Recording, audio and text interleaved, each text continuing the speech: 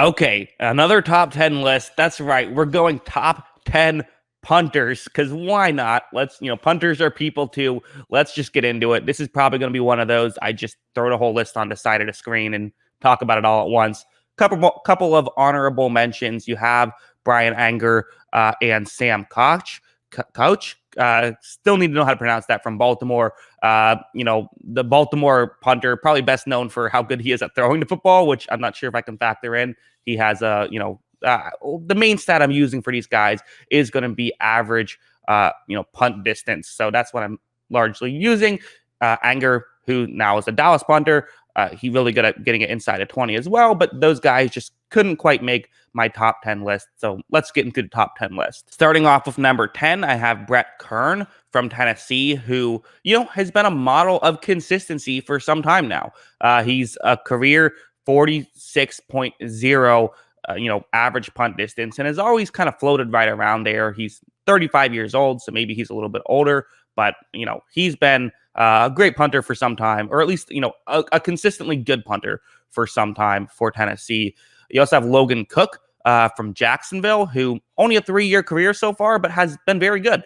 Slightly better numbers than Kern at 46.3 average punt distance, and last year it was 47.7. So coming off a career year, and still young, so we'll see what he can do.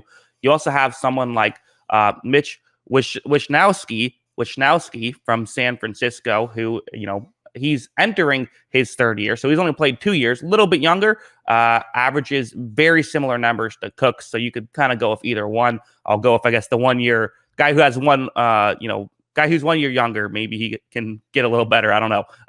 You could argue Cook over Wishnowski. Either one of those I could see. And even now thinking about it, maybe I should have gone with Cook over Wishnowski, but I've already made my list, so I'm going to stick to it.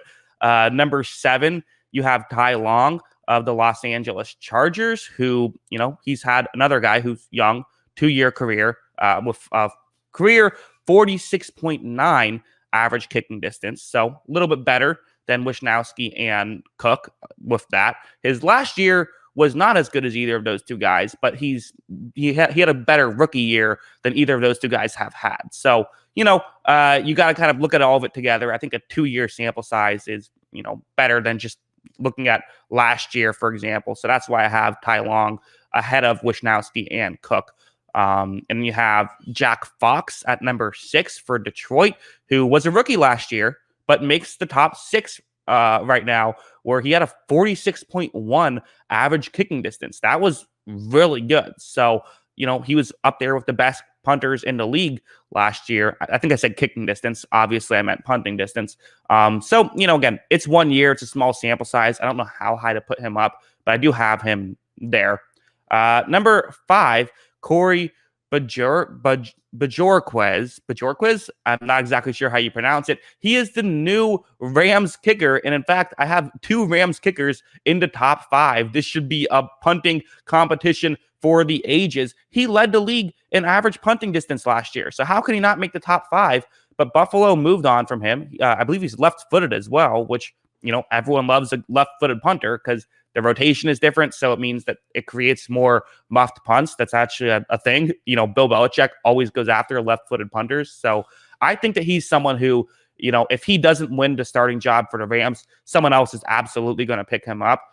His career average is a little bit lower, only 45.0 through 3 years. So maybe that's the thing, is like, okay, how much of it last year was he did have like one really long punt. Maybe you feel like that skews the data a little bit, but still led the league in the stat that I decided I was going to hang most of this on. I got to put him in the top 5, I think. Number 4, New England punter Jake Bailey. Of course, a New England punter makes the list.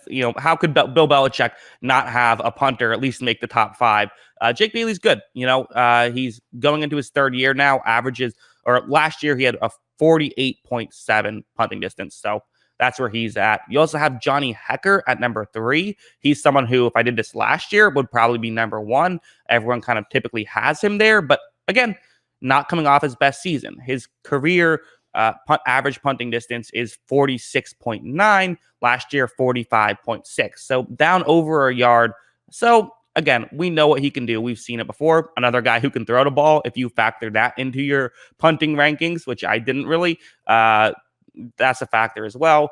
Tress Way, he's been dominant for a while. It was kind of always like him or Hecker, but Hecker had a down season. Way didn't, average 48.0 yards per punt. And Michael Dixon averaged 49.6 yards per punt. So still over a yard above Way. Dixon's been good for a few years now. And he was, I believe he was second in the league, and he's done it for longer than, Bajorquez has. Again, no way I'm saying that right. Please let me know in the comments below. Should have researched that before I started filming. That's on me. But Michael Dixon, I got to put him at number one. So that's my punting list. What do you guys think about my punting list? Again, am I running out of ideas? Maybe. But you know what? It's the off season. Soon there'll be the preseason, and I'll have more stuff to talk about. And also, I don't know. I have fun making these lists. I think this was still a fun exercise. I'm not going to sit here and pretend I'm a punting expert. Maybe watch Pat McAfee's show. I'm not sure if he's done a top 10 punting list, but maybe that'll be a better way to get it. And again, it's always fun to do stuff like this. So hope you guys enjoyed it. And of course, as always, thanks for watching.